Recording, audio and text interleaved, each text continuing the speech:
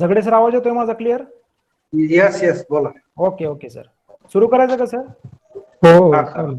Okay okay. Okay okay sir. सुस्वागतम.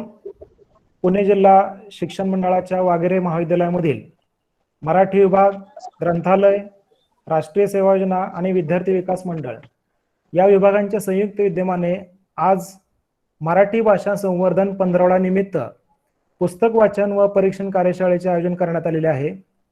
या कार्यशाळेसाठी अध्यक्ष म्हणून आपल्या महाविद्यालयाच्या प्राचार्या मान्य डॉक्टर सुषमा भोसले मॅडम, या कार्यशाळेसाठी प्रमुख साधन व्यक्ती म्हणून जे मार्गदर्शन करणार आहेत असे मराठी विभागाचे प्रमुख डॉक्टर ससाने सर, त्याचबरोबर मराठी विभागाचे दुसरे आपले व्याख्याते डॉक्टर नाना झगडे सर, आपल्या महाविद्यालयामधील ग्रंथपाल प्राध्यापक संकपाळ सर, विद्यार्थी विकास अधिकारी डॉक्टर ढाकणे सर, त्याचबरोबर आपल्या महाविद्यालयामधील वरिष्ठ आणि कनिष्ठ विभागाचे सर्व प्राध्यापक बंधू भगिनी आणि या कार्यशाळेसाठी आवर्जून उपस्थित असणारे विविध विभागांचे विद्यार्थी बंधू भगिनी, आपल्या सर्वांचं या कार्यशाळेच्या निमित्तानं मी मनपूर्वक स्वागत करतो. विद्यार्थी मित्र, आपल्याला माहित आहे की लाभले आम्हास भाग्य बोलतो मराठी असं आपण अगदी अभिमानानं म्हणत असतो. म्हणजे मराठी भाषेचा आपल्याला नितांत असा अभिमान आहे, मराठी भाषेवर आपले प्रेम आहे. हे जरी खरं असलं तरी जी भाषा आपण बोलतो त्या भाषेचं आपल्याला किती ज्ञान आहे किंवा त्या भाषेच्या साहित्याचं आपण किती वाचन करत असतो हा एक अनुत्तरित प्रश्न आहे. आपण अनेक पुस्तकं वाचत असतो मराठी, पण जे आपण वाचतो ते आपल्याला किती अवगत होतं किंवा त्याचं आपल्याला किती ज्ञान येतं हा एक महत्त्वाचा प्रश्न असतो. त्यामुळं मराठी भाषेच्या वेगवेगळ्या पुस्तकांचं वाचन आणि फक्त वाचन न करता त्याचं परीक्षण आणि ते आपल्याला आत्मसात करून घेण्यासाठी कोणकोणत्या तंत्रांचा अवलंब केला पाहिजे या उद्देशानं ही जी कार्यशाळा आहे ती कार्यशाळा आपण आयोजित केलेली आहे. सावित्रीबाई फुले पुणे विद्यापीठ आणि महाराष्ट्र शासनाने सुद्धा या ठिकाणी हा जो 15 आहे हा 15 मराठी भाषा संवर्धन 15 म्हणून घोषित केलेला आहे आणि त्या अंतर्गत वेगवेगळ्या प्रकारचे उपक्रम जे आहेत ते आपण घेतलेले आहेत. त्याच्यामध्ये मराठी भाषेवर आधारित असणारी प्रश्नमंजुषा असेल किंवा ही कार्यशाळा असेल किंवा आपण जी काय निबंध स्पर्धा आयोजित केली होती ती निबंध स्पर्धा असेल, तर अशा अनेक छान उपक्रमांचं आयोजन आपण या निमित्तानं केलेलं आहे.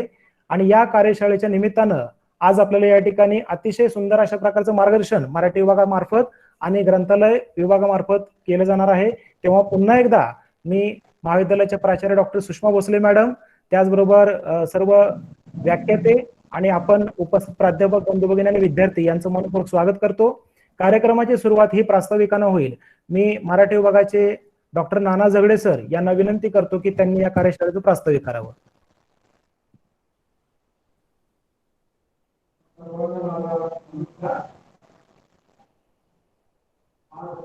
सर झगडे सर, तुमचा आवाज येत नाही सर. झगडे सर. सर्वांना माझा नमस्कार.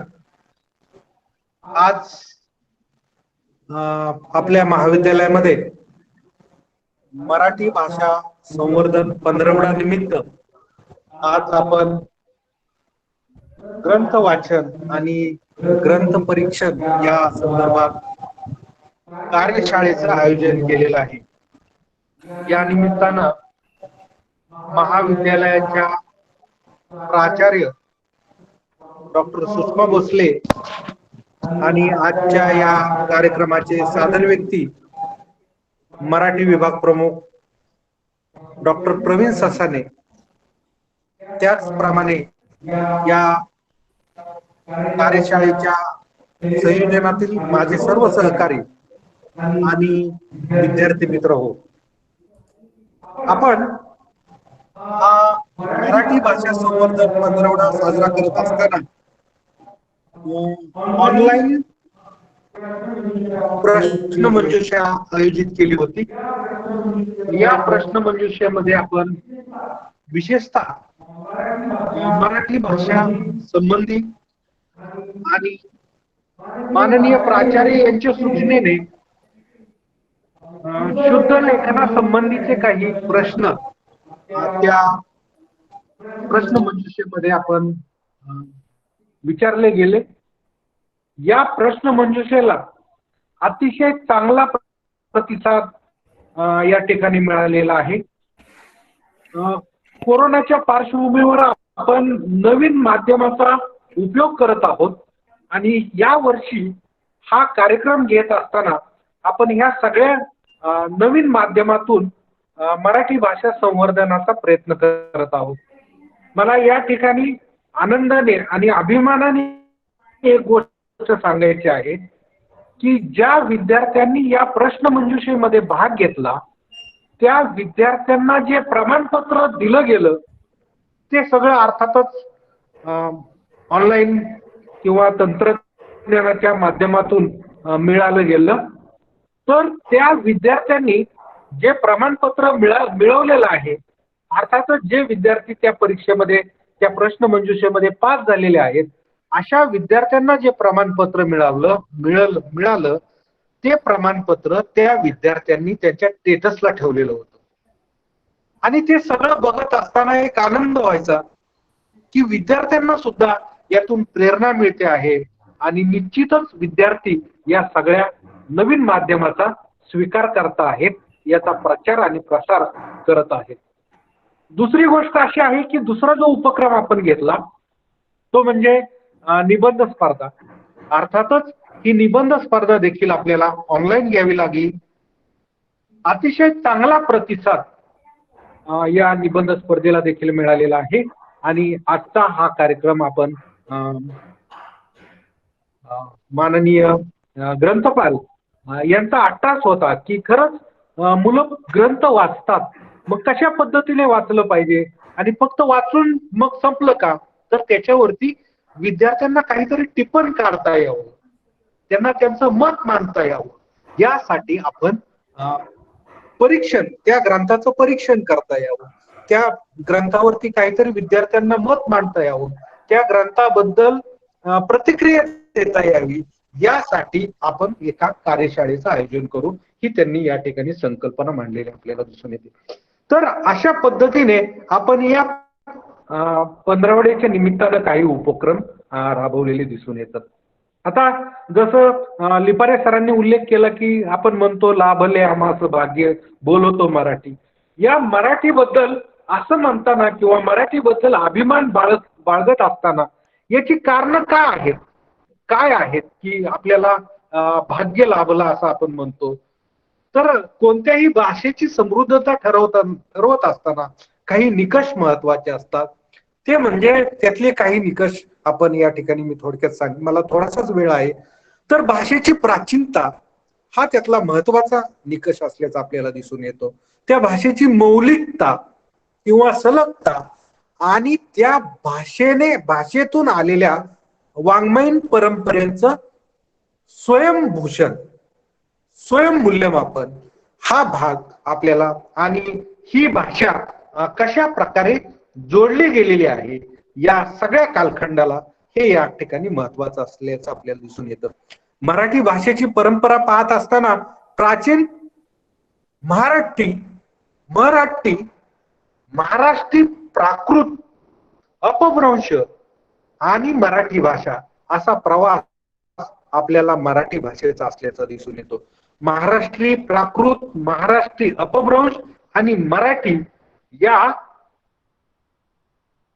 एकच भाषा आहेत आणि या भाषेला साधारणतः 2000 वर्षांपेक्षा जास्त वर्षांचा इतिहास आपल्याला दिसून येतो.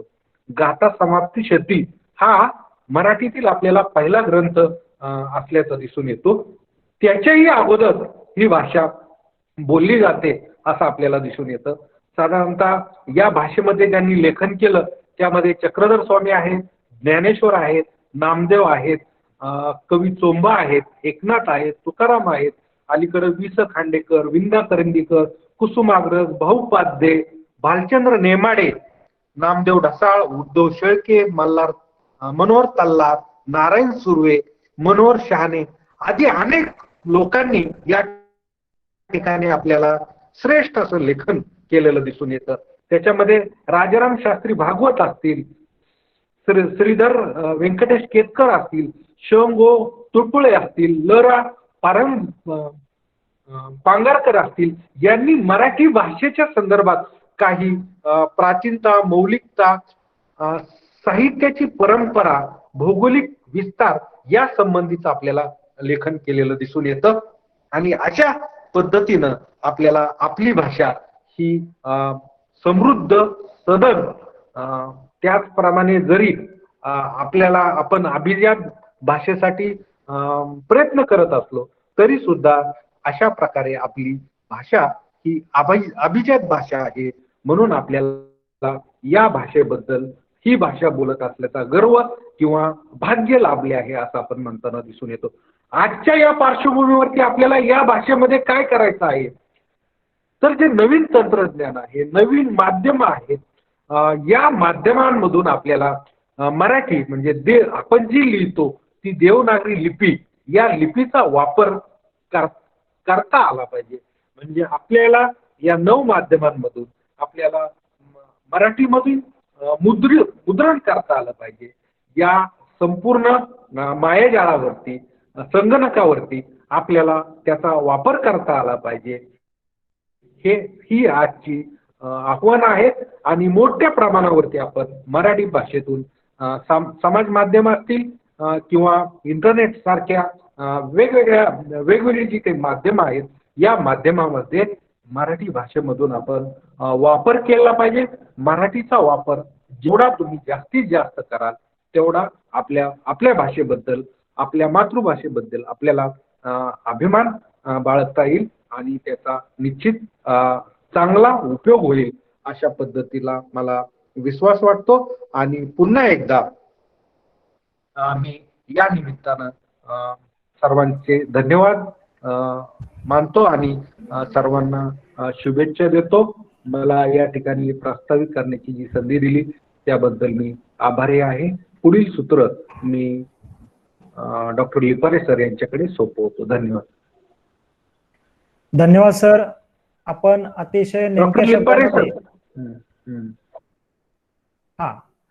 धन्यवाद सर. आपण अतिशय नेमक्या शब्दामध्ये या कार्यशाळेचा उद्देश आपल्या प्रास्ताविकामधून स्पष्ट केलेला आहे. यानंतर आपण ज्यांच्या व्याख्यानाची आतुरतेने वाट पाहत आहोत असे आजच्या या कार्यशाळेचे प्रमुख वक्ते, मराठी विभागाचे प्रमुख डॉक्टर प्रवीण ससाने सर यांना मी विनंती करतो की त्यांनी आपल्याला मार्गदर्शन करावं. Doctor Sasane sir please. सर्वप्रथम सर्वांना नमस्कार. माझा आवाज येतो व्यवस्थित? हा, येतोय सर. हा, धन्यवाद. पुणे जिल्हा शिक्षण मंडळाच्या वाघिरे महाविद्यालयाच्या प्राचार्य डॉक्टर सुषमा भोसले मॅडम, वाणिज्य विभागाचे प्रमुख आणि NSSचे कार्यक्रम समन्वयक डॉक्टर लिपारे सर, विद्यार्थी विकास समितीचे समन्वयक डॉक्टर ढाकणे सर, महाविद्यालयाच्या ग्रंथालयाचे ग्रंथपाल दत्ता संपाळ सर, माझे सर्व सहकारी, मराठी विभागातील माझे सहकारी डॉक्टर नाना झगडे सर आणि या कार्यशाळेत सहभागी झालेले सर्व बंधू भगिनी यांना पुन्हा एकदा माझा विनम्र असा नमस्कार. महाराष्ट्र शासन आणि सावित्रीबाई फुले पुणे विद्यापीठाच्या संयुक्त प्रेरणेतून गेली काही वर्ष मराठी भाषा संवर्धन पंधरवडा हा 1 जानेवारी ते 15 जानेवारी या कालखंडामध्ये आयोजित करण्यात येत असतो. यावर्षी कोरोनाच्या या महामारीमुळे हा उपक्रम दिनांक 14 ते 28 जानेवारी या कालावधीमध्ये आयोजित करण्याचं नियोजित करण्यात आलं आणि त्या अंतर्गत वाघिरे महाविद्यालयानं मराठी विभागाच्या संयुक्त विद्यमाने ही जी कार्यशाळा आयोजित केली आहे की ज्याच्यामध्ये पुस्तक वाचन व परीक्षण कसं करावं या विषयावर विचार करता यावा अशी अपेक्षा बाळगून या कार्यशाळेचं आयोजन करण्यात आलं.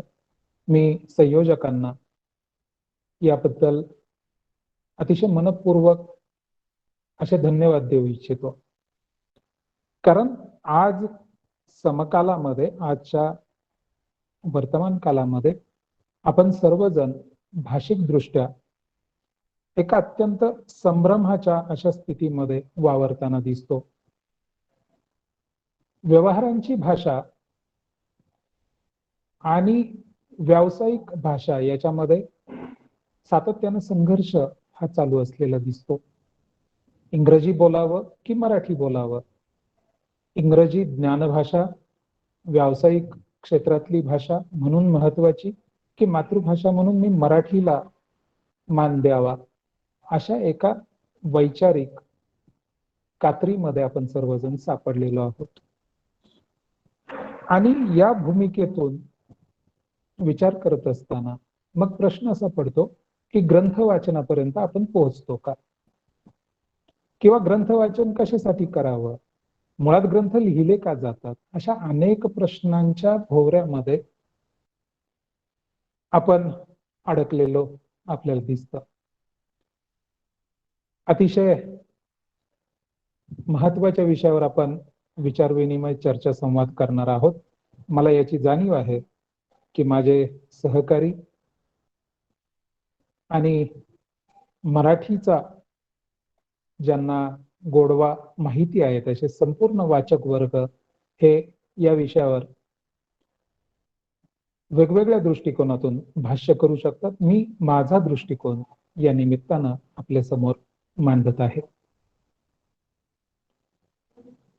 माझ्या विचार मांडणीला सुरुवात करण्यापूर्वी प्रस्तावनेतच आपण मुळात साहित्य कशासाठी लिहिलं जातं या प्रश्नाचं उत्तर शोधण्याचा एक अल्पसा प्रयत्न करून पाहूयात. मानवी जीवन जगत असताना मित्रांनो, अन्न, वस्त्र, निवारा, सुरक्षा या ज्या 4 मूलभूत गरजा आहेत, प्राणी स्तरावर या मूलभूत गरजा भागल्यानंतर व्यक्तीच्या जीवनातील कोणती अशी मूलभूत गरज आहे की जी भागली नाही तर त्याचं जीवन अपूर्ण राहू शकेल. मी अनेकदा हा प्रश्न वर्गात शिकवत असताना मुलांनाही विचारतो. अनेक उत्तरं आहेत. मग त्या उत्तरांमध्ये आरोग्य असेल, पैसा असेल, शिक्षण असेल, दुय्यम गरजांची अर्थशास्त्रातील यादी विद्यार्थी चटचट चटचट सांगू लागतात. परंतु खरं तर व्यावहारिक जीवनाच्या पातळीवरच उत्तर शोधायचं ठरलं तर अन्न, वस्त्र, निवारा आणि सुरक्षा या मूलभूत गरजा भागल्यानंतर प्रत्येक माणसाची एक अत्यंत मूलभूत अशी दुय्यम आत्यंतिक अशी गरज आहे, ती म्हणजे प्रत्येकाला दुसऱ्याला काहीतरी सांगायचं असतं. हे सांगणं, हे कथन, हे निवेदन अन्न पाण्या इतकाच माणसाच्या जीवनाचा मूलभूत असा भाग आहे. मला कुणाला तरी काहीतरी सांगायचं असतं आणि मला कुणाकडून तरी काहीतरी ऐकायचं देखील असतं. मी जीवन जगत असताना अनुभव घेत असतो. नियमित अनुभवांच्या पलीकडे जाऊन जे विलक्षण अनुभव सातत्यानं माझ्या जीवनामध्ये डोकावत असतात त्यांच्यावर भाष्य करणं, ते इतरांना कथन करणं ही माझी एक महत्वाची गरज आहे. शब्दार्थो सहितो काव्यम ही जी मूलभूत व्याख्या केली जाते त्यामध्येच असं म्हटलंय की मला जी अनुभूती आली ती अनुभूती शब्द आणि अर्थ यांच्या संमेलनातून मी जेव्हा इतरांकडे अभिव्यक्त करतो तेव्हा साहित्य जन्माला येतं. भरतनाट्यशास्त्रामध्ये अष्टरसांची निष्पत्ती मांडतो. जीवन जगत असताना 8 भावांनी युक्त, मग हास्य, करुण, वीर, अद्भुत अशा 8 रस जे आहेत त्या 8 रसांनी, भावभावनांनी संपृक्त असं जीवन प्रत्येकाच्या वाट्याला आलेलं असतं. या भावनांचा अभिव्यक्ती करण्याचा भाग हा देखील तितकाच महत्वाचा आहे. मला का आनंद झाला, कशाचा आनंद झाला आणि मी त्याची अभिव्यक्ती कशी करतो याच्यावर समाजातली माझी उपस्थिती ही लक्षणीय ठरत असते. मग दैनंदिन जीवनातले हे अनुभव ज्याला प्रतिभेच्या साह्यानं शब्दबद्ध करता येतात तो लेखक किंवा कवी म्हणून आपण विशेषत्वाने ओळखतो.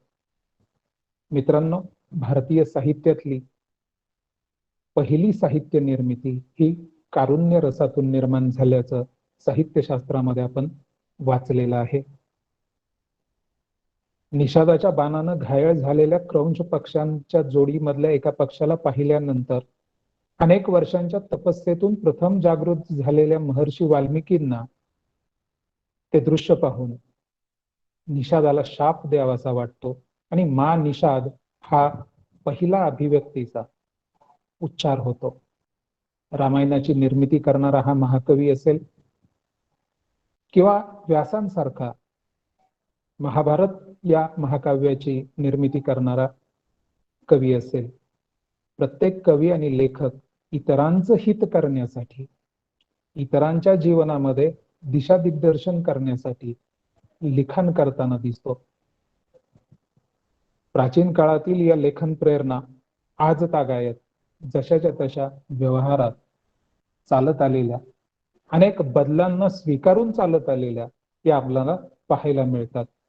आणि म्हणून समाजात व्यक्ती म्हणून, समाजात माणूस म्हणून जर जीवन सुखपूर्वक जगायचं असेल तर ग्रंथ वाचन हा अन्न वस्त्र निवारा इतकाच महत्वपूर्ण असा भाग आहे.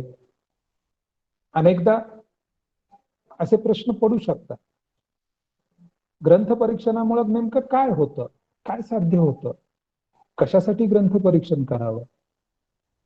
इतर लोक वाचनाकडे मी केलेल्या ग्रंथ परीक्षणामुळे आकर्षित होतील का? प्रश्न तसे क्लिष्ट आहे. उत्तरांची अपेक्षा नेमकेपणा न असली तरी ती देता येणं शक्य नाही. परंतु मानवी जीवन जगत असताना असंही म्हटलं जातं, जे जे आपणासी ठावे ते ते इतरांशी सांगावे, शहाणे करून सोडावे सकळ जन. हे मानवी जीवनाचं सूत्र आहे. मी जे सुरुवातीला म्हटलं की अन्न वस्त्र निवारा या गरजांप्रमाणेच मला इतरांना काहीतरी सांगायचं, ही सुद्धा माझी अत्यंत मूलभूत अशी गरज आहे. मग मी काय सांगत असतो, मी काय सांगितल्यानंतर इतर जण ते ऐकत असतात, तर ज्याच्या ज्याच्यामध्ये सहितस्य भाव दडलेला आहे, शुभ भाव दडलेला आहे, इतरांच्या कल्याणाचा भाव दडलेला आहे, असं मी काही सांगितल्यास इतरांच्याकडून मनपूर्वक त्याचा स्वीकार होतो. आणि हा स्वीकार हा महत्वाचा असतो. ग्रंथांमध्ये ज्ञान, विज्ञान, तत्वज्ञान यांबरोबरच रंजन, मनोरंजनासह जीवनाचे विविध पैलू हे चित्रित होतात. मानवी जीवनाच्या दोन्ही अंगांनी म्हणजेच अंतःकेंद्री आणि बहिर्केंद्री, बाह्य केंद्री असा शोध ग्रंथ आपल्या शब्द माध्यमातून घेत असतात. प्राचीन काळ असो किंवा अर्वाचीन काळ असो, दोन्ही काळात घडणाऱ्या सामाजिक, कौटुंबिक, शैक्षणिक, आर्थिक, राजकीय, इतर अनेक, मग सांस्कृतिक असेल, कला विषयक असेल, प्रवास वर्णनात्मक असेल, चरित्र आत्मचरित्रात्मक असेल, वैचारिक असेल, इत्यादी विविध असंख्य घटकांना, त्या स्तरांवरच्या अनुभवांना, त्या अनुभवांच्या संचिताला जे जे ग्रंथबद्ध झालेलं आहे त्या ग्रंथांना साररूपानं इतरांपर्यंत पोहोचवणं हे ग्रंथ परीक्षणाचं मूलभूत सूत्र असतं. आकलन आणि आस्वादानं हे शब्दबद्ध संचित, ही अभिव्यक्ती अनुभवणे, त्याचं नवनीत काढणे आणि ते इतरांपर्यंत पोहोचवणं हे खऱ्या अर्थानं ग्रंथ परीक्षणाचं हे कार्य असतं. आणि आपण पाहतो ग्रंथ परीक्षणाचं महाराष्ट्र देशामध्ये एक अप्रतिम सुंदर असं उदाहरण आहे. तेवढा एक जाता जाता, मला कल्पना आहे वेळ आपल्याकडे फार कमी आहे आणि कमी वेळातच आपल्याला या महान मोठ्या अशा विषयाला हात घालायचा, त्यामुळे एका उदाहरणासह आपण ग्रंथ परीक्षणाची गरज आणि महत्व हे नेमकं समजावून का ग्रंथ परीक्षण केलं जातं. मी माणूस आहे आणि माणूस म्हणून जीवन जगत असताना मला जे असंख्य प्रश्न रोजच्या दैनंदिन जीवनामध्ये पडत असतात, त्यांची काहींची उत्तरं मला सहज मिळतात. काही प्रश्न हे कुरुक्षेत्राच्या युद्ध मैदानावर स्तंभित झालेल्या भांबावलेल्या अर्जुनाप्रमाणे सामान्य असलो तरी माझंही जीवन व्यापून टाकत असतात. मग कुरुक्षेत्रावर उभा असलेला हातातली शस्त्र गळून पडलेला अर्जुन काय, किंवा जीवनाच्या समरक्षेत्रामध्ये सामान्यातल्या सामान्य घटकांना भिडणारा माझ्यासारखा एखादा सामान्य माणूस काय, प्रश्न हे पडत असतात. आणि या प्रश्नांचं उत्तर शोधणं हे अनेकदा कठीण या शब्दाच्याही पलीकडे जाऊन पोचतं. अशा वेळेस काय करावं?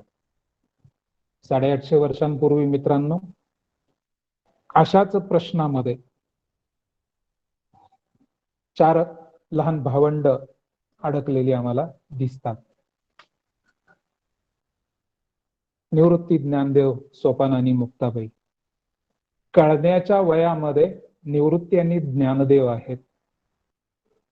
सोपान आणि मुक्ताबाई नाकळत्या वयातच आहेत.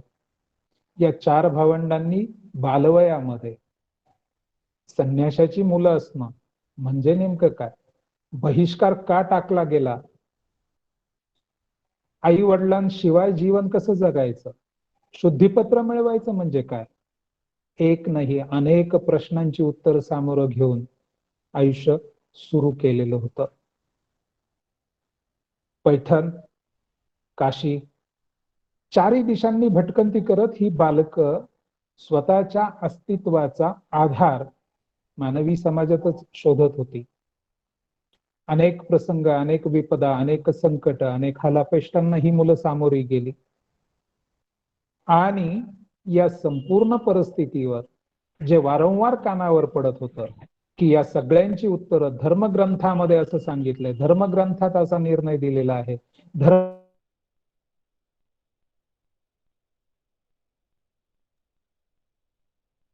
धर्मग्रंथांच्या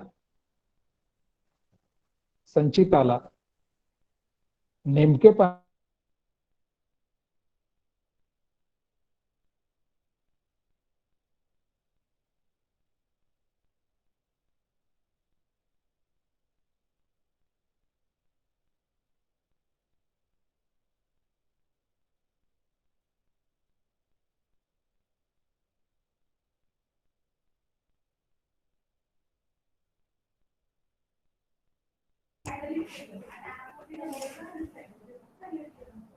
संकपाळ सर, आवाज येत नाही सर आमचा. संकपाळ सर. हा, झगडे सर त्यांचं डिव्हाइस बघायला गेलेत. ओके. झगडे सर तिकडे जाताना. बरं.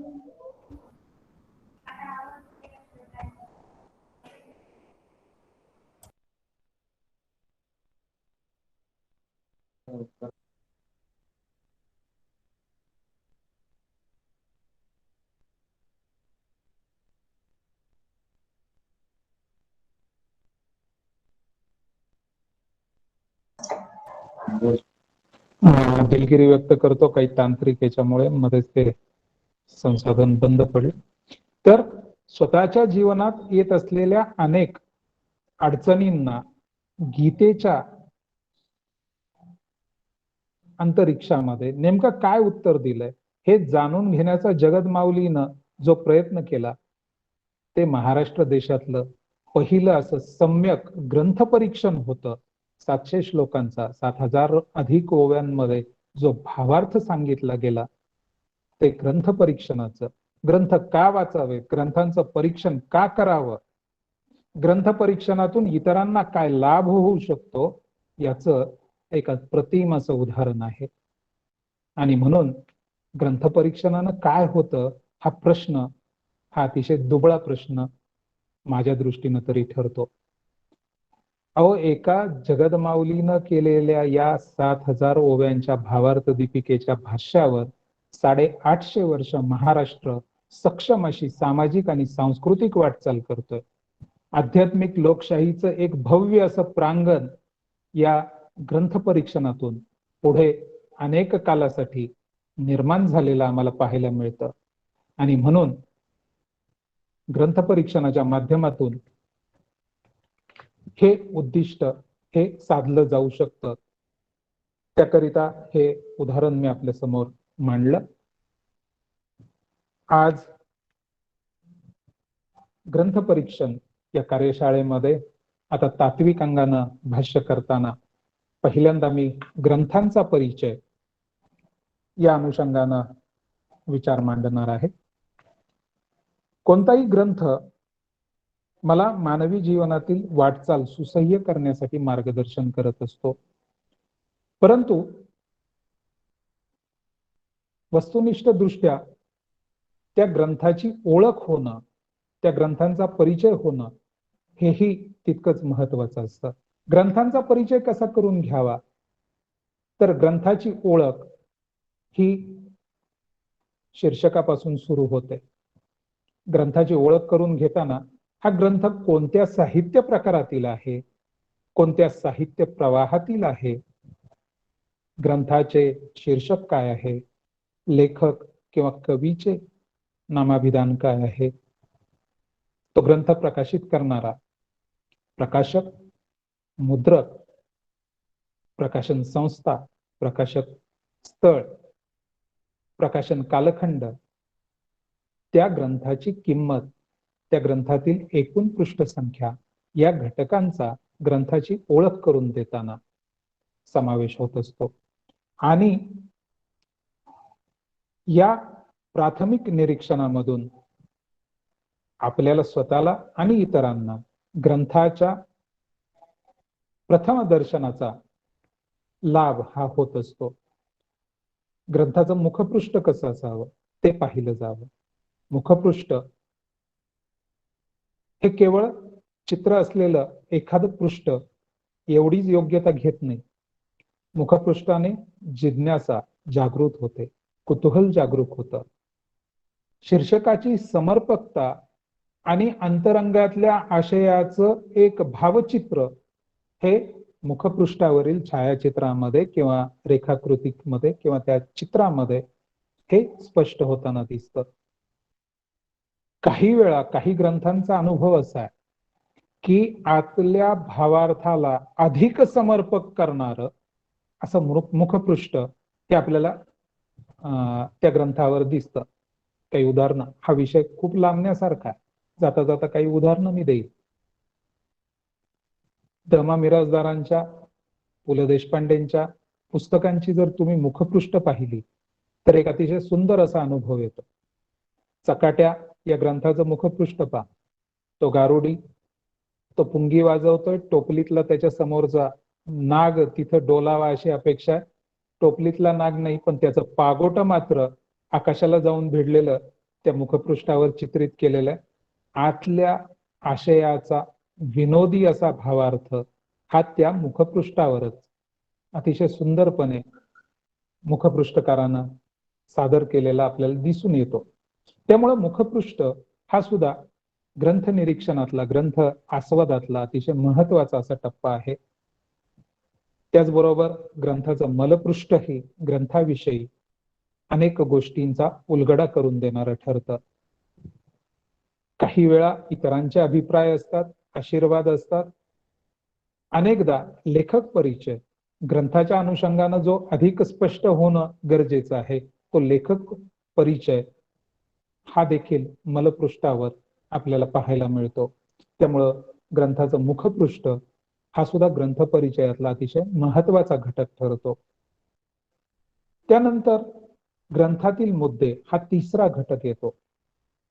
ग्रंथ उघडल्यानंतर, मुखपृष्ठाकडून आपण अंतरंगात प्रवेश केल्यानंतर प्रथम पृष्ठावर ग्रंथाचं पुन्हा एकदा शीर्षक असतं. त्या पलीकडे प्रकाशकाची माहिती असते की ज्यामध्ये मला प्रकाशन स्थळ, प्रकाशक, लेखकाचे हक्क, प्रकाशकाचे हक्क या कायदेशीर बाबींचा हा परिचय होऊ शकतो. ग्रंथांच्या अर्पण पत्रिका हा देखील मित्रांनो अतिशय महत्वाचा असा विषय आहे. या अर्पण पत्रिकांमधून म्हणजे मी अनेकदा गमतीनं माझ्या काही विद्यार्थ्यांना हेही म्हटलंय की मराठीतल्या ग्रंथांच्या अर्पण पत्रिका हा सुद्धा एका लघु प्रबंधिकेचा विषय होऊ शकतो. कारण मी केलेली शब्दरूप अभिव्यक्ती ही मी कुणाला अर्पण करतो, त्यामधला पोएटिक जस्टिस जो आहे, कलात्मक न्याय जो आहे, तो ग्रंथाच्या या प्रारंभीच्या पृष्ठांमधूनच सुरू होतो. ओघानं त्यानंतर ग्रंथाची अनुक्रमणिका येते. अनुक्रमणिका म्हणजे जणू एखाद्या विद्यापीठामध्ये वगैरे जावं आणि विद्यापीठ परिसराचा संपूर्ण नकाशा प्रवेशद्वारालाच मला पाहायला मिळावा, अशा पद्धतीनं अनुक्रमणिका ही ग्रंथामध्ये मार्गदर्शिकेचं काम करत असते. त्यानंतर ग्रंथातले अनेक विभाग हे देखील लेखकाकडून सुरुवातीलाच स्पष्ट केले जातात. या सर्वांमधील संगती हे ग्रंथातल्या मुद्दे या घटकांमध्ये आपल्याला लक्षणीय पद्धतीने अभ्यासता येतात. त्यानंतरचा घटक की ग्रंथांमध्ये कोणत्या विषयांवर भर दिला आहे. प्रत्येक ग्रंथ हा आपलं भावविश्व, आपला अंतरंग हा निश्चित करून आलेला असतो. मग एखादा कविता संग्रह असेल, शीर्षकातच तो त्याच्या अभिव्यक्तीची सगळी परिघ ही निश्चित करून येतो. आमच्या एका कवी मित्राचं एक छानसं कविता संग्रहाचं पुस्तक काही दिवसांपूर्वी प्रकाशित झालं. मराठीचे प्राध्यापक आम्ही ज्या एका सगळ्या ग्रुपवर आहोत, त्यामध्ये या पुस्तकाची अनेकदा चर्चा होत असते. शीर्षकच अप्रतिम आहे. या कविता संग्रहाचं शीर्षक आहे ओळ तुझ्या माझ्या स्वातंत्र्याची. म्हणजे मी ज्याला म्हटलं की ग्रंथच्या कलात्मक न्यायासाठी जन्म घेतो, त्याचा परिचय शब्दांशब्दामध्ये ठायी ठायी होत असतो. तर असे अनेक घटक हे त्या ग्रंथामध्ये कोणता विषय मांडला आहे, कोणत्या दृष्टिकोनातून मांडला आहे हे स्पष्ट करत असतात. त्यामुळं ग्रंथ वाचनामध्ये, ग्रंथाच्या आकलनामध्ये आपण वाचक म्हणून यावरही भर द्यावा, यावरही विशेष लक्ष द्यावं. आणि त्याही पेक्षा ग्रंथ परीक्षण करत असताना करत असलेल्या टिपणांमध्ये ग्रंथामध्ये कोणत्या विषयावर भर दिला आहे या संदर्भातली टिपणं ही अतिशय काळजीपूर्वक नोंदवली पाहिजेत. हा ग्रंथ कोणत्या हेतून लिहिला हेही ग्रंथ परीक्षणामध्ये उल्लेखित होणं अत्यंत गरजेचं आहे. एखादा ग्रंथ मनोरंजन, उपदेश, आत्मविश्वास उंचावण्यासाठी लिहिला गेला, संशोधनाला उपयोगी पडावा अशा हेतून लिहिला गेला.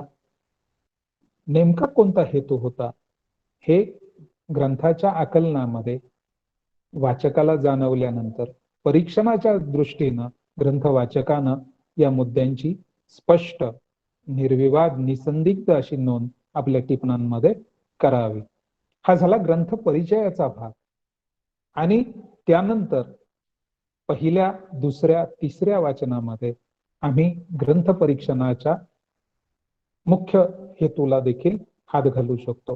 हे ग्रंथ परीक्षण करत असताना एक 10-12 मुद्दे आहेत की ज्यांच्यावर मला निश्चित भाष्य करायला आवडेल. ग्रंथ परीक्षण करत असताना सर्वप्रथम येतं ते म्हणजे ग्रंथातील आशयाचं विश्लेषण. हा ग्रंथ कोणत्या आशयाशी संबंधित आहे. जसं भावार्थ दीपिकेचं मी मगाशी उदाहरण दिलं, स्वतः लेखकानं या ग्रंथामध्ये स्पष्टपणे सांगितलेलं आहे की या ग्रंथाचा आशय म्हणजे तत्कालीन समाजानं जे प्रश्न ज्ञानेश्वर माऊलींच्या जीवनामध्ये उभे केलेले होते, केवळ ज्ञानेश्वर माऊलींच्याच नव्हे तर सर्वसामान्य बहुजन वर्गाच्या विविध व्यक्तींच्या जीवनामध्ये धर्म या विषयाच्या अनुषंगानं जे काही दैनंदिन प्रश्न उपस्थित होते त्या सर्वांची उत्तरं या आशयामधून येतात. हा आशय स्पष्ट करत असताना एकेका संदर्भासाठी 700 ओव्यांपर्यंत माऊली भाष्य करतात. वाचे बर्वे कवित्व, कवित्वी रसिकत्व, रसिकत्वी परतत्व, स्पर्शू जैसा ही भूमिका लेखकानं घेतलेली आहे.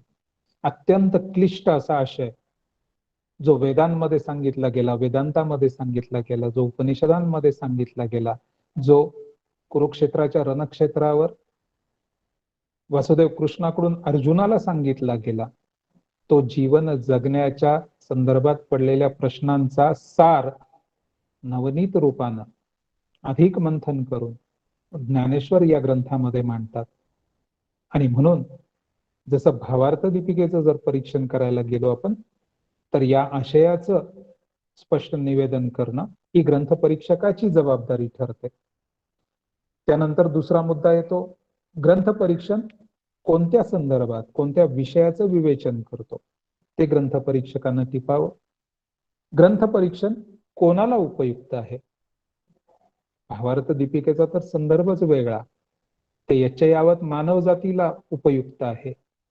आणि हे केवळ डॉक्टर ससाने म्हणतात म्हणून नाही, केवळ महाराष्ट्रातला मराठी माणूस म्हणतो म्हणून नाही, तर ज्ञानेश्वरीचा भावार्थ दीपिकेचा आज जगाला उपयोग आहे हे जगातल्या इतर भाषक इतर देशातल्या अभ्यासकांनी तत्वचिंतकांनी सिद्ध करून दिलेलं आहे. आज जपान, अमेरिका, अनेक देशांमध्ये, एकाच देशाचं नाव घेऊन भागणार नाही, अनेक देशांमध्ये या विषयावर सखोल अभ्यास, सखोल चिंतन, सखोल मंथन हे सातत्यानं सुरू आहे. ग्रंथ हे असे सर्वकालिक, सार्वत्रिक आणि सार्वजनिक होत असतात. एकदा लेखकाच्या मुखातून, लेखकाच्या लेखणीतून त्यांनी जन्म घेतला, ते अभिव्यक्त झाले की ते सार्वजनिक होतात, सार्वत्रिक होतात. मग केवळ भावार्थ दीपिकेचंच उदाहरण नाही, मग तो खलील जिब्रान असेल, मग तो अँटॉन चेखाव असेल, तो लिओ टॉलस्टॉय असेल, ज्यानं मानवजातीच्या हिताचं, मानवजातीला चिरकाल मार्गदर्शन करणारं असं काही शब्दभाष्य केलं, जी अभिव्यक्ती केली, ती ग्रंथरूपानं जनहितासाठी समोर आली, त्या ग्रंथांचं परीक्षण हे होत असतं आणि ते मार्गदर्शक असतं. त्यामुळं मार्गदर्शक ठरणाऱ्या या विषयाचं ग्रंथ परीक्षणाच्या निमित्तानं ग्रंथ परीक्षकानं विवेचन करावं की ज्यातून प्रथम ग्रंथ वाचणाऱ्याला, इतर वाचकांना हा ग्रंथ मी का वाचावा याबाबत दिशा दिग्दर्शन होऊ शकतं. हा ग्रंथ कोणाला उपयुक्त आहे हेही ग्रंथ परीक्षका आपल्या टिपणांमध्ये नोंदवावं. ग्रंथ विद्यार्थ्यांसाठी उपयुक्त आहे, ग्रंथ नोकरदारांसाठी, वेगवेगळ्या व्यावसायिकांसाठी, कोणासाठी नेमका तो उपयुक्त आहे हेही स्पष्ट झाल्यास ग्रंथ परीक्षण अधिक अर्थपूर्ण होऊ शकतं. आत्मविश्वास उंचावणारे अनेक विषय आज अनेक व्याख्याते, अनेक लेखक हे मांडत असतात आणि त्यातून मला जे हवंय, शिवखेरांचं पुस्तक आहे, मी जिंकणारच, होय मी जिंकणारच, मराठी भाषांतर केलं गेलं. आपली बिलीफ सिस्टीम कशी बदलावी, आपल्या व्यक्तिमत्व विकासासाठी काय काय करावं, विवेक बिंद्रांसारखा व्याख्याता, संदीप माहेश्वरी सारखा व्याख्याता, या व्याख्यात्यांची विविध व्याख्यानं ही आता पुस्तक रूपानं प्रकाशित होऊ लागली. केवळ विद्यार्थ्यांसाठी नाही, तर विविध क्षेत्रातल्या यश प्राप्त करणाऱ्या स्पर्धकांसाठी, व्यक्तींसाठी हे ग्रंथ मार्गदर्शक होऊ शकतात. त्यामुळे जो ग्रंथ आपण वाचतोय, ज्याचं आपण परीक्षण करणार आहोत, तो ग्रंथ नेमका कोणाला उपयुक्त आहे याचाही निसंदिग्ध असा उल्लेख ग्रंथ परीक्षकाने केल्यास ते ग्रंथ परीक्षण हे उपयुक्त ठरू शकतं.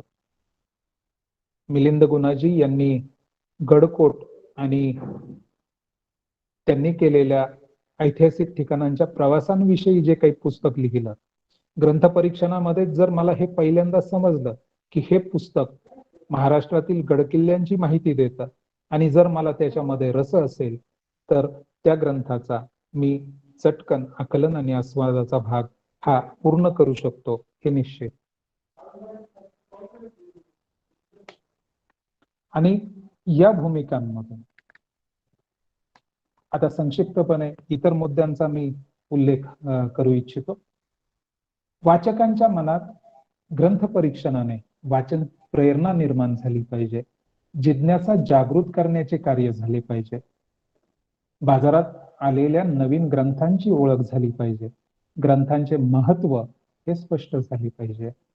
त्या ग्रंथाचे सामाजिक महत्व हे स्पष्ट झाले पाहिजे.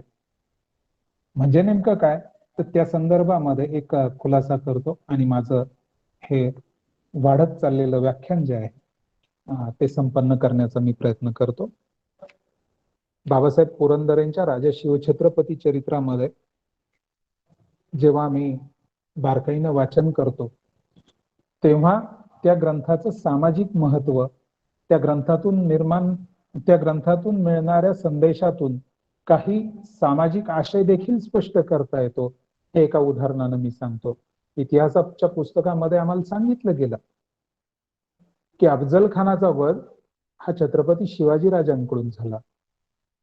बाबासाहेब पुरंदरेंच्या या ग्रंथामध्ये जर तो प्रसंग प्रतापगडावरचा तो पूर्ण जर वाचला तर वाचक म्हणून मला असा प्रश्न पडला की अफजल खानाला जखमी करून महाराज गडाच्या बालेकिल्ल्याकडे रवाना झाले.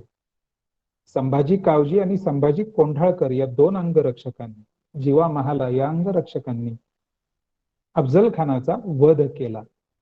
त्याचं शिर घेऊन हे शरीर रक्षक वरती गडावर गेले आणि मग काही प्रश्नांची उकल होते.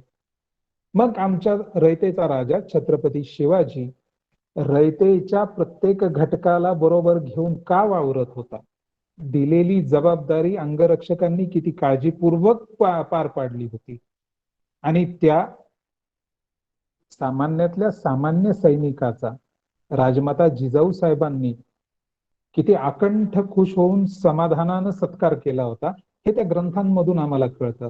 आणि आमची सामाजिक दृष्टी देखील व्यापक बृहत होण्यासाठी मदत होते. म्हणून मी असं म्हटलं की ग्रंथ परीक्षकानं ग्रंथाचं सामाजिक महत्व देखील स्पष्ट करणं हे अत्यंत गरजेचं आहे. ग्रंथ कोणत्या साहित्य प्रकारातील आहे, कोणत्या साहित्य प्रवाहातील आहे, त्या संदर्भामध्ये लेखकानं नेमकं कोणत्या स्वरूपाचं योगदान केलं आहे याची चर्चा या ग्रंथ परीक्षणामध्ये व्हावी. आणि हा संपूर्ण ग्रंथ परीक्षणाचा व्यवहार हा अंतिमता काय फलित देतो, तर ग्रंथ परीक्षणातून वेगवेगळ्या ग्रंथांची ओळख करून देता येते, ग्रंथांचे महत्व स्पष्ट करता येते.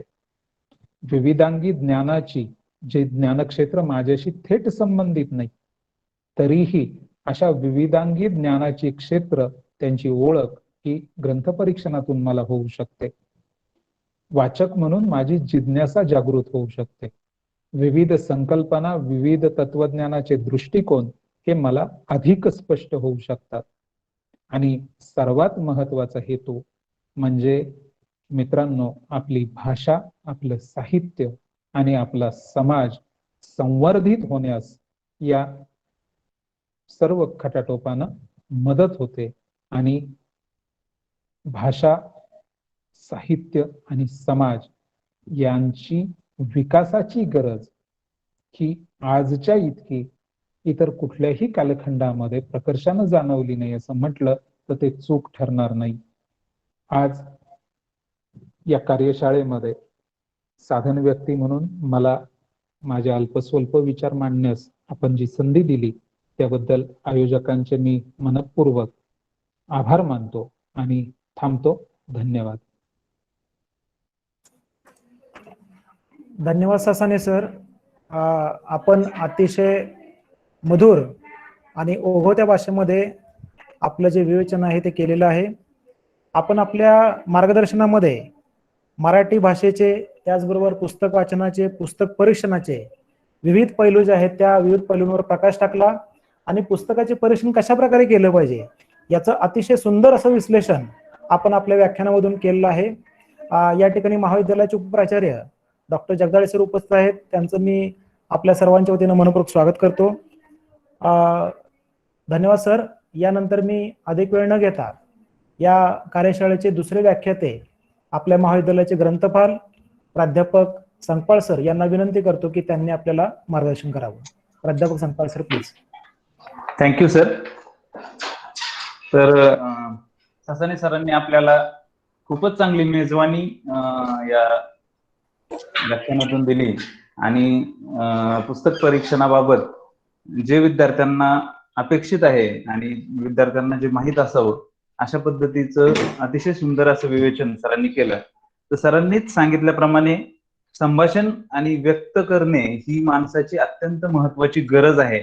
आणि म्हणजे कम्युनिकेशन बाबतचा जो अभ्यासक्रम शिकवला जातो त्याच्यामध्ये सांगितलं जातं की व्हर्बल आणि नॉन व्हर्बल कम्युनिकेशन या दोन्ही प्रकारचं कम्युनिकेशन संभाषण आपण करत असतो. आणि संभाषण करणे ही माणसाची किंवा प्रत्येक सजीवाची मूलभूत गरज आहे. असं म्हटलं जातं की ज्यावेळी आपण संभाषण करण्याचं थांबतो त्यावेळी आपण जगण्याचं थांबतो. म्हणजे वी स्टॉप टू एक्झिस्ट. आपण जिवंतच असत नाही. जोपर्यंत आपण जिवंत आहोत तोपर्यंत प्रत्येक क्षण आपण काही ना काही संभाषण करत असतो. आणि हीच संभाषणाची नितांत गरज, व्यक्त होण्याची जी काही नितांत गरज आहे त्या गरजेपोटीच भाषेचा जन्म मला वाटतं झाला असेल. आणि त्या भाषेची निर्मिती झगडे सरांनी मराठी भाषेच्या इतिहासाबद्दलचं किंवा वाङ्मयाबद्दलचा खूप सारा इतिहास आपल्या समोर मांडला. तर त्याच्या यादी जाऊन हरारी हा जो फिनॉमिनल ऑथर आहे त्यांनी त्याच्या सेपियन्स नावाच्या पुस्तकात सांगितलंय की भाषेची निर्मिती सर्वात पहिल्यांदा ज्यावेळी समूहाने माणूस राहायला लागला आणि त्यावेळी त्याला नेतृत्व करणं, त्या समूहामध्ये कोणीतरी नेता निवडणं आणि त्या नेत्याला तो नेता निवडताना एकमेकांविषयी काहीतरी कुरघोड्या करणे किंवा काही सांगणे याच्यासाठी खोटं बोलण्याची आवश्यकता भासू लागली. आणि भाषेशिवाय ते शक्य नव्हतं. आणि काहीतरी एकमेकांबद्दल खोटं सांगण्यासाठी भाषेची निर्मिती त्यावेळी झाली असं हरारीच्या पुस्तकात सांगण्यात आलेलं आहे. तर अशा प्रकारे भाषेची निर्मिती झाली. भाषेची निर्मिती केवळ त्याच कारणासाठी झाली असं म्हणता येणार नाही, परंतु त्यानंतर काही विज्ञानातील शोध असतील, ज्या काही गोष्टी पुढील पिढीला आपल्याला पास ऑन करायच्या आहेत, पुढील पिढीला द्यायच्या आहेत आणि त्यांचं कुठेतरी रेकॉर्डिंग होणं, त्या कुठेतरी कंटेन करणं गरजेचं होतं. आणि त्यासाठी मग पूर्वीच्या काळात कोरीव कामातून कुठेतरी शिलालेखांवर आपल्याला अनेक गोष्टी कोरून ठेवलेल्या की ज्या पुढील पिढीला उपयुक्त ठरतील असं आपल्या पूर्वजांनी आपल्यासाठी ते ज्ञान पुढे पुढे पास ऑन केलेलं आहे. काही मौखिक स्वरूपात आहे, काही रेकॉर्डिंग स्वरूपात आहे. आणि जोपर्यंत प्रिंटिंग टेक्नॉलॉजी येत नव्हती हे सगळं हस्तलिखितांमध्ये देखील करण्यात आलं आणि प्रिंटिंग टेक्नॉलॉजी नंतर हे ज्ञान आपल्याकडे पास ऑन झाले. पण एवढं मोठं ज्ञान जो साठा आहे त्याच्याकडे त्याच पद्धतीने आपण वाचन करणं गरजेचं आहे. कारण हे ज्ञान निर्माण करण्यासाठी अनेक वर्ष खर्ची घातलेली असतात त्या लेखकांनी, त्या संशोधकांनी, आणि ते ज्ञान आपल्यापर्यंत पास ऑन केलेलं असतं. तर ते ज्ञान आपण वाचलं पाहिजे आणि ते वाचन केलेलं आपल्या सहकाऱ्यांना देखील समजावं म्हणून पुस्तक परीक्षण ह्या विषयाची आपण कार्यशाळा घेतली आहे. आणि ससाने सरांनी त्याबद्दल अतिशय उत्कृष्ट असं मार्गदर्शन. परंतु पुस्तक कसे वाचावे हे देखील सरांनी त्यामध्ये नमूद केलं की आपण पुस्तक वाचताना त्याची अर्पण पत्रिका असेल, अनुक्रमणिका असेल, हे सगळं बघितलं पाहिजे. आपण काय करतो साधारणतः पुस्तक सुरू करताना सरळ आपण जिथून पुस्तकाची मुख्य पृष्ठे सुरू होतात तिथून आपण वाचायला सुरुवात करतो. असे न करता ससाने सरांनी सांगितल्याप्रमाणे त्या पुस्तकाची पृष्ठ संख्या, त्या पुस्तकाचे लेखक, त्या पुस्तकाचे प्रकाशक, त्या पुस्तकाची मी म्हणेल की पुस्तक का वाचावं हे सांगण्यासाठी सर्वात उत्तम पुस्तकातला पोर्शन असेल तर प्रस्तावना. ती प्रस्तावना आपण वाचली तर आपल्या लक्षात येईल की पुस्तकाचा आशय काय आहे आणि त्यानुसार आपण ते पुस्तक आपल्या इंटरेस्ट म्हणजे आपल्याला ज्या विषयात रस आहे त्याबद्दल आहे किंवा नाही हे लक्षात येतं. त्यानंतर त्याची टेबल ऑफ कंटेंट अनुक्रमणिका असेल, त्या अनुक्रमणिका पाहिल्यानंतर आपल्या लक्षात येतं की आपल्याला आपण ज्याच्या शोधात आहोत ते आपल्याला या पुस्तकात मिळेल किंवा नाही. तर अनुक्रमणिका असेल, प्रस्तावना असेल, त्यानंतर मोठ्या संदर्भ ग्रंथामध्ये आपल्याला विशिष्ट एखादा भाग, छोटासा भाग त्याचा अभ्यास करायचा असेल तर आपण पुस्तकाच्या शेवटी सर्व पृष्ठे संपल्यानंतर, सर्व चॅप्टर संपल्यानंतर शेवटी जो इंडेक्स किंवा सूची असते त्या सूचीच्या आधारे आपल्याला पाहिजे ती संकल्पना आपण शोधून त्या संकल्पना अनुक्रमाने मांडलेल्या असतात आणि त्यांच्यासमोर त्याची पृष्ठ क्रमांक टाकलेला असतो. तर ती सूचीचा देखील आपण वापर केला पाहिजे आणि त्यानुसार ते पुस्तक वाचलं गेलं पाहिजे. आता हे पुस्तक वाचल्यानंतर त्या पुस्तकाचं परीक्षण कसं लिहावं, तर पुस्तकाचं परीक्षण कसं लिहावं हे सरांनी तर सांगितलं. तर त्यासाठी आपण जसे वर्तमानपत्रांमध्ये चित्रपटांचे परीक्षण येतात ते पाहतो. तसेच लोकसत्ता सारख्या वर्तमानपत्रामध्ये दर शनिवारी बुकमार्क नावाच्या सदरामध्ये पुस्तक परीक्षण येतं. तर त्याच्यातून तुमच्या लक्षात येईल की पुस्तक परीक्षणामध्ये त्या पुस्तकाबद्दल, ते पुस्तक का वाचावं, ते पुस्तक कोणी वाचावं, त्याचा ऑडियन्स कोण, ससाने सरांनी सांगितल्याप्रमाणे. तर ह्या सगळ्या गोष्टी आपल्याला पुस्तक परीक्षणामध्ये मिळतात. आणि पुस्तक परीक्षण तर आपण केलीच पाहिजे, त्याचबरोबर पुस्तक परीक्षण आपण वाचले देखील पाहिजेत, जेणेकरून आता सध्या बाजारामध्ये चांगली पुस्तकं एखाद्या विशिष्ट विषयावर कोणती पुस्तकं आलेली आहेत याबद्दल आपण अद्ययावत राहू आणि त्याचप्रमाणे ती पुस्तकं आपण स्वतः वाचू.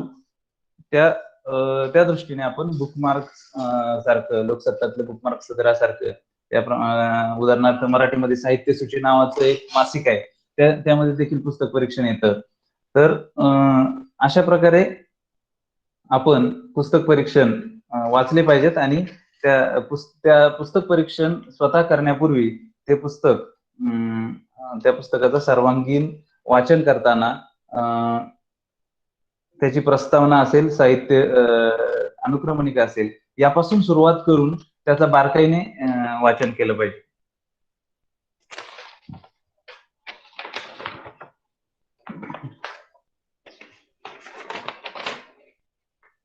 आपण या कार्यशाळेच्या अनुसरून माननीय प्राचार्यांना मी विनंती केली होती की आपण बुक रिव्ह्यू कॉम्पिटिशन, पुस्तक परीक्षणाची स्पर्धा ठेवण्याबाबत मी त्यांची परवानगी मागत होतो. परंतु माननीय प्राचार्यांनी त्याबद्दल असं सुचवलं की आपण कार्यशाळा आधी ठेवली पाहिजे मुलांसाठी. आणि त्या दृष्टीने या कार्यशाळेतून मला असं आशा वाटते की आपल्या सर्वांना कार्यशाळेतून पुस्तक परीक्षण किंवा पुस्तक कसे वाचावे, पुस्तकातल्या कोणत्या गोष्टी बारकाईने पाहिल्या पाहिजेत, या सगळ्यांचा बद्दलचं आकलन आपल्या सर्वांना झालं असेल, सर्व विद्यार्थ्यांना. तर त्या दृष्टीने 27 फेब्रुवारी रोजी आपण बुक रिव्ह्यू कॉम्पिटिशन घेणार आहोत आणि त्यामध्ये आपण सर्व विद्यार्थ्यांनी त्याच्यामध्ये सहभाग घ्यावा आणि 27 फेब्रुवारी पर्यंत आपल्या आवडीचं छानचं एखादं पुस्तक वाचावं आणि या सगळ्या पैलूंच्या आधारे त्या पुस्तकाचं वाचन करावं आणि त्यानुसार त्या पुस्तकाचं परीक्षण, ते पुस्तक का वाचावं, का वाचू नये, त्या पुस्तकातल्या खटकलेल्या गोष्टी, तुम्हाला न आवडलेल्या गोष्टी, हे देखील परीक्षणात लिहू शकता. त्या पुस्तकाच्या आवडलेल्या गोष्टी, या सर्व बाबींचा त्या परीक्षणामध्ये समावेश असू शकतो. तर त्यानुसार आपण बुक रिव्ह्यू कॉम्पिटिशन मध्ये देखील 27 फेब्रुवारीला सहभाग घ्यावा. एवढे बोलून मी थांबतो. संयोजकांनी परवानगी दिली त्याबद्दल धन्यवाद. यानंतर मी कार्यक्रमाची सूत्रे डॉक्टर लिपारे सर यांच्याकडे सोपवतो. थँक्यू. धन्यवाद सर.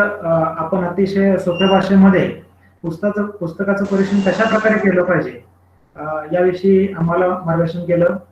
आपल्या मार्गदर्शनामधून आपण पुस्तकाचं परीक्षण करताना प्रामुख्याने पुस्तकाचे लेखक कोण आहेत, पुस्तकाची प्रस्तावना कशा प्रकारची आहे, पुस्तकाची अनुक्रमणिका, पुस्तकाचा आशय, पुस्तकाची उपयुक्तता, या विविध बाबींचा पुस्तकाचं परीक्षण करताना आपण विचार केला पाहिजे आणि त्या अनुषंगाने आपण पुस्तकाचं वाचन केलं पाहिजे असं आपण आपल्या व्याख्यानामध्ये सांगितलं. धन्यवाद सर.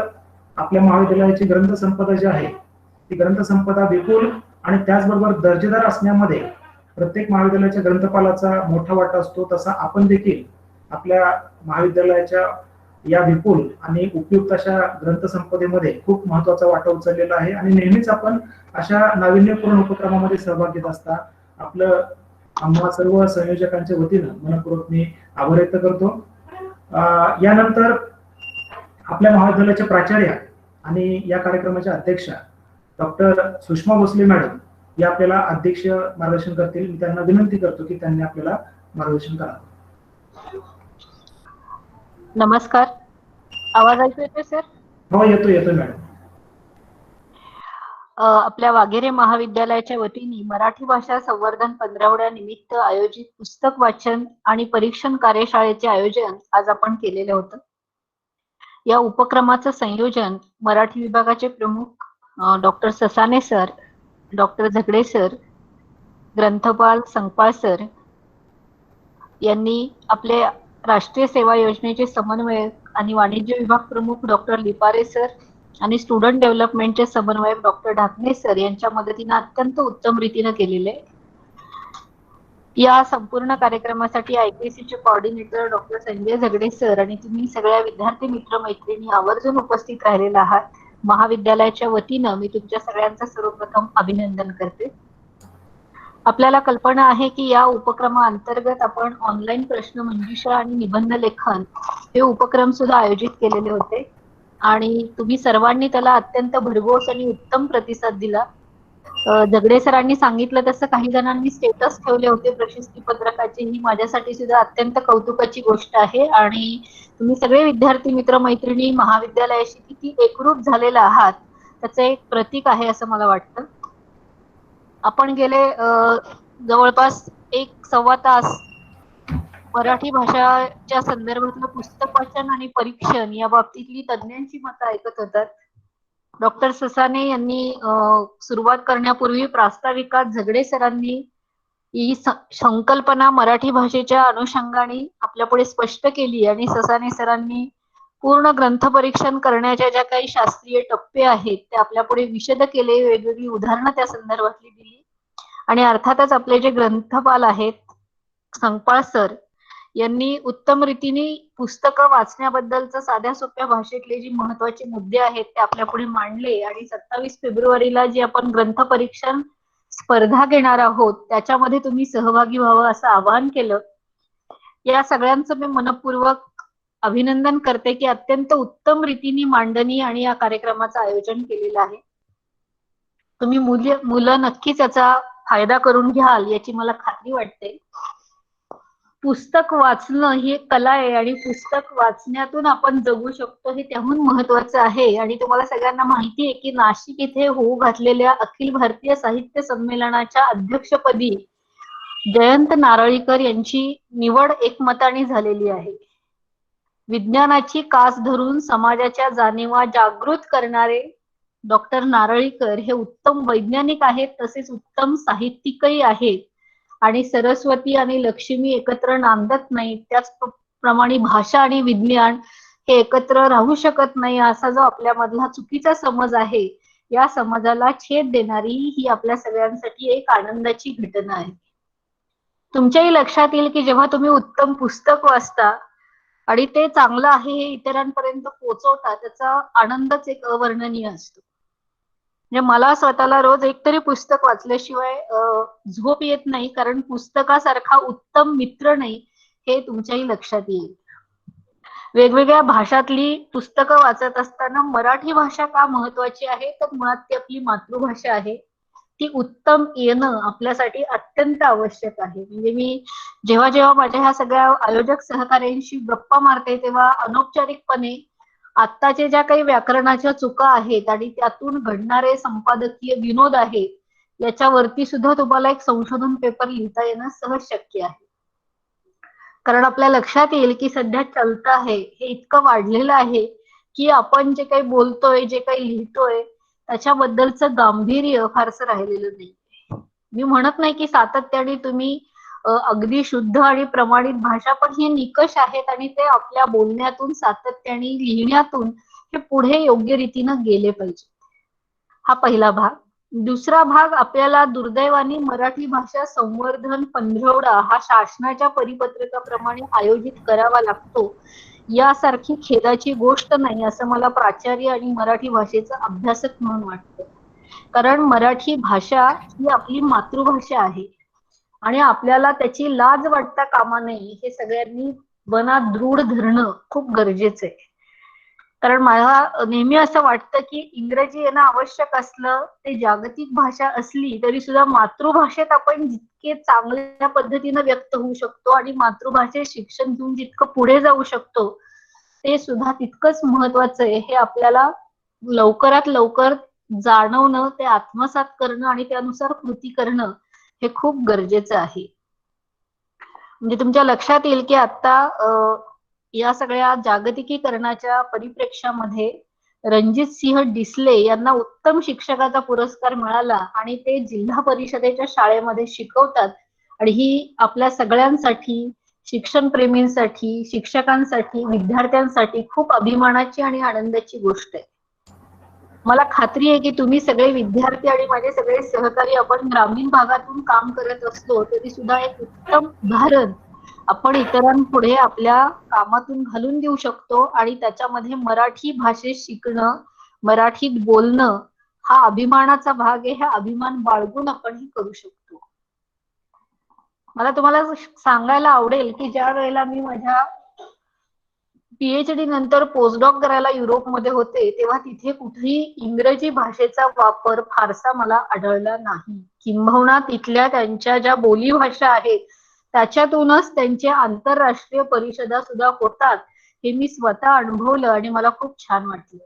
आपल्याकडे मात्र याच्या उलट चित्र दिसतं की जेव्हा तुम्ही कुठल्या तरी विद्यापीठाच्या पातळीवरच्या एखाद्या गोष्टींमध्ये सहभागी होता तेव्हा जर तुम्ही मराठीतून मांडणी करायला लागला तर कुठून तरी वेगळ्या प्रदेशातून आल्यासारख्या चमत्कारिक नजरा आपल्याकडे बघतात आणि हे अत्यंत घातक आहे असं मला वाटतं. मराठी तर उत्तम यायलाच हवं आणि मराठी जर चांगलं येत असेल तर आपण इतर भाषा सुद्धा चांगल्या गतीने अवगत करू शकतो याची खरं तर सगळ्यांनी आपण जाणीव आपल्यामध्ये निर्माण करून घ्यावी. कारण आपली मातृभाषा ही आपल्याला सगळ्या गोष्टींमध्ये भाग घ्यायला, व्यक्त करायला प्रवृत्त करत असते. मला चांगलं माहितीये की तुम्ही मुलं जेव्हा समजा हे इंग्रजी मधून असेल तर थोडंसं मागे हटता, पण मराठीतून असेल तरी सुद्धा मागे हटत असाल, व्यक्त होऊ शकत नसाल तर काहीतरी गडबड आहे. आपण प्रत्येकाने सवय लावून घ्यायला हवी की किमान एक पान रोज वाचायचं, 4 ओळी निदान लिहायच्या. त्याच्यामुळे आपल्या या भाषेचा गोडवा हा आपल्यामध्ये रुजण्याची शक्यता ही 100% प्रमाणात निर्माण होईल आणि तुम्ही सगळं नक्की हे करू शकाल याची मला खात्री आहे. म्हणजे मला आठवतं की मी शाळेत असताना गेरू होता, टाक आणि दौत असायची आणि त्याच्याने आम्ही लिहायचो. त्याच्यानंतर शाईचं पेन हे 10वी पर्यंत आम्ही कंपल्सरी म्हणजे अगदी अनिवार्यपणे वापरलेलं आहे. आणि त्याच्यानंतर आता तुम्ही सगळी मुलं बॉलपेनचा वापर करता. तुमच्या लक्षात येईल की ह्या सगळ्या गोष्टींमधून अक्षराचा थोडा वळणदारपणा आपल्यातला कमी होत चाललेला आहे. तो जर रुजवायचा असेल तर पुन्हा पुन्हा ते पान बघून 5 ओळी लिहिल्या तर तो आनंद आणि मोत्यासारखं अक्षर हे तुम्हाला आरशासारखं वाटेल. आपल्या व्यक्तिमत्वाचं त्याच्यामध्ये प्रतिबिंब तुम्हाला दिसेल आणि वाचनामुळे एक प्रकारची बहुश्रुतता म्हणजे ऐकण्यामुळे जरी येत असली तरी सुद्धा वाचनामुळे त्याच्यातून जी काही अंतर्दृष्टी तुमच्यात येईल ती खरंच तुम्हाला उपयोगी ठरणारी आहे. गेल्या वर्षी आपण ग्रंथपाल संतपाळ सरांच्या मदतीनं आणि मराठी विभागाच्या मदतीनं ग्रंथ उत्सव इथं घेतलेला होता आणि खूप सारी पुस्तकं आपण त्याच्यामध्ये खरेदी केलेली आहेत. आपल्या लायब्ररीमध्ये इकिगाई नावाचं पुस्तक त्या ग्रंथांमध्ये घेतलेलं आहे. जीवन जगण्याची जपानी लोकांची कला. ज्यांना शक्य आहे ना त्यांनी हे संतपाळ सरांकडनं पुस्तक घेऊन जरूर वाचा. आणि ज्यांना पुस्तकं जमवण्याचा छंद आहे त्यांना मी सांगेन की स्वतःच्या संग्रहामध्ये हे पुस्तक जरूर ठेवा. जेव्हा तुम्ही निराश होता, जेव्हा तुम्हाला एकटं वाटतं, जेव्हा तुम्हाला उदास वाटतं त्यावेळेला चांगलं पुस्तक हे तुम्हाला आनंदी ठेवण्यासाठी मदत करू शकतं. तुम्ही जरूर त्या गोष्टींकडे सकारात्मक बघा. आज तुम्ही सगळेजण ह्या मराठी ग्रंथ परीक्षणाच्या कार्यशाळेमध्ये, पुस्तक वाचनाच्या कार्यशाळेमध्ये सहभागी झालात. मला खूप छान वाटतंय की 50 विद्यार्थी जॉईन असताना होते, आता 38 विद्यार्थी इथे दिसतायत. हा आकडा कमी जास्त होऊ शकतो. ऑनलाईन गोष्टींमधले काही दोष आहेत की प्रत्यक्ष आपण समोर दिसत नाहीये हा भाग आहेच. परंतु तरीही अत्यंत उत्तम रीतीने माझ्या सगळ्या सहकाऱ्यांनी ही कार्यशाळा आयोजित केली आणि यशस्वी करून दाखवली. त्यांचं मी अभिनंदन करते.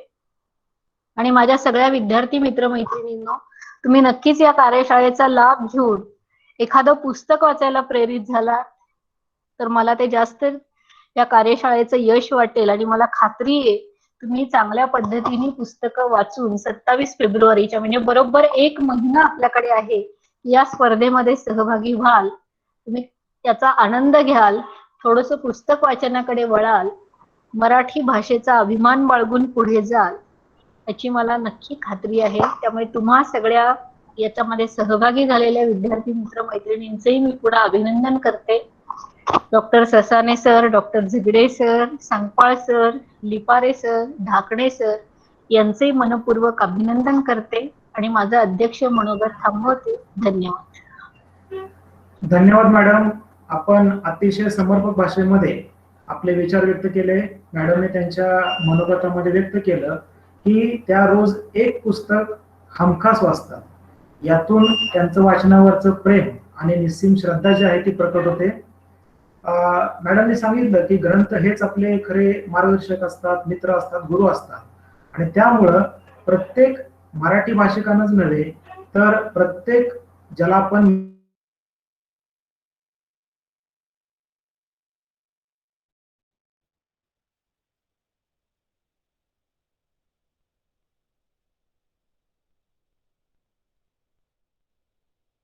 करू शकतो. धन्यवाद मॅडम. आपण आपले मौलिक विचार या ठिकाणी व्यक्त केले, याबद्दल आपलं मनपूर्वक आभार व्यक्त करतो. यानंतर मी आभार प्रदर्शनाची औपचारिक भूमिका व्यक्त करण्यासाठी आपल्या महाविद्यालयामधील विद्यार्थी विकास अधिकारी डॉक्टर रोहिदास ढाकणे सर यांना विनंती करतो, त्यांनी आभार प्रदर्शन करावं. नमस्कार. आज दिनांक 27 जानेवारी 2021 पुणे जिल्हा शिक्षण मंडळाचे वाघेरे महाविद्यालय सासवड तसेच राष्ट्रीय सेवा योजना, ग्रंथालय विभाग व विद्यार्थी विकास मंडळ यांच्या संयुक्त विद्यमाने महाराष्ट्र शासन व सावित्रीबाई फुले पुणे विद्यापीठ यांच्या निर्देशानुसार मराठी भाषेचा वापर जास्तीत जास्त व्हावा आणि मराठी भाषेचं संवर्धन व्हावे याकरता मराठी भाषा संवर्धन पंधरवडा दिनांक 14 ते 28 जानेवारी 2021 या कालावधीत सादर करत आहोत. यानिमित्त आपल्या महाविद्यालयात ऑनलाईन प्लॅटफॉर्मवर निबंध स्पर्धा व मराठी भाषाविषयक प्रश्नमंजुषा सारख्या कार्यक्रमाचे आपण आयोजन केले आहे. तसेच आज आपण पुस्तक वाचन व परीक्षण या कार्यशाळेचे आयोजन केलेले आहे व या अंतर्गत आपल्या महाविद्यालयातील मराठी विभाग प्रमुख डॉक्टर प्रवीण ससाने यांनी आपणास मार्गदर्शन केले आहे. या कार्यक्रमाचे आभार प्रदर्शन करीत असताना सर्वप्रथम या कार्यक्रमाचे अध्यक्ष व महाविद्यालयाचे प्राचार्य डॉक्टर सुषमा भोसले मॅम यांचे विशेष आभार व्यक्त करतो की ज्यांनी आम्हास हा कार्यक्रम आयोजित करण्यासाठी प्रोत्साहन दिले, तसेच आपल्या अध्यक्षीय भाषणामधून उत्कृष्ट असे मार्गदर्शन केले. त्याचबरोबर आजच्या कार्यक्रमाचे प्रमुख वक्ते डॉक्टर प्रवीण ससाने यांनी आपल्या व्याख्यानातून मराठी भाषेचे संवर्धन करणे कसे आवश्यक आहे व त्याचबरोबर ग्रंथवाचन कसे करावे, मराठी साहित्याचे वाचन का करावे याचे सुंदर असे विवेचन केलेले आहे व त्यांच्या या मार्गदर्शना त्यांनी जे बहुमोल मार्गदर्शन केले आहे आपणास याबद्दल त्यांचे विशेष असे आभार मी व्यक्त करतो. त्याचबरोबर आजच्या कार्यक्रमाचे दुसरे व्याख्याते प्राध्यापक ग्रंथपाल दत्तात्रय संकपाळ सर यांनी सुद्धा आपणास संभाषणाची गरज, भाषेची निर्मिती, वाचन संस्कृती टिकवणे किती महत्वाचे आहे यावर सुद्धा अतिशय थोडक्या शब्दात मार्गदर्शन केले, त्यांचेही आभार व्यक्त करतो. त्याचबरोबर या कार्यक्रमाचे प्रास्ताविक ज्यांनी केले ते डॉक्टर नाना झगडे यांनी अतिशय थोड्या शब्दात मराठी भाषेचा इतिहास सांगण्याचा प्रयत्न केला, त्यांचे विशेष आभार. तसेच या कार्यक्रमासाठी ज्यांनी पुढाकार घेतला ते राष्ट्रीय सेवा कार्यक्रम अधिकारी डॉक्टर किशोर लिपारे सर, आजचे सूत्रसंचालक सुद्धा आहेत ते. त्याचबरोबर IQAC कोऑर्डिनेटर डॉक्टर संजय झगडे, व्हाईस प्रिन्सिपल डॉक्टर संपत जगदाळे सर यांनी सुद्धा उपस्थिती दर्शवली, ऑनलाईन उपस्थिती दर्शवली या कार्यक्रमासाठी, त्यांचेही विशेष आभार व्यक्त करतो. त्याचबरोबर सर्व सहभागी प्राध्यापक, प्रशासकीय सेवक, विद्यार्थी यांनी या कार्यक्रमास ऑनलाईन उपस्थिती दर्शवली, त्यांचे विशेष आभार व्यक्त करतो व अध्यक्षाच्या परवानगीने कार्यक्रम संपला असे जाहीर करतो. धन्यवाद. पुन्हा एकदा सर्वांचे मनपूर्वक आभार व्यक्त करतो आणि माननीय प्राचार्यांच्या संमतीनं ही कार्यशाळा या ठिकाणी संपली असं या ठिकाणी जाहीर करतो. सर्वांचे पुन्हा एकदा मनपूर्वक धन्यवाद. Thank you madam. Thank you sir. छान झाला कार्यक्रम. Thank you so much. धन्यवाद मॅडम. धन्यवाद.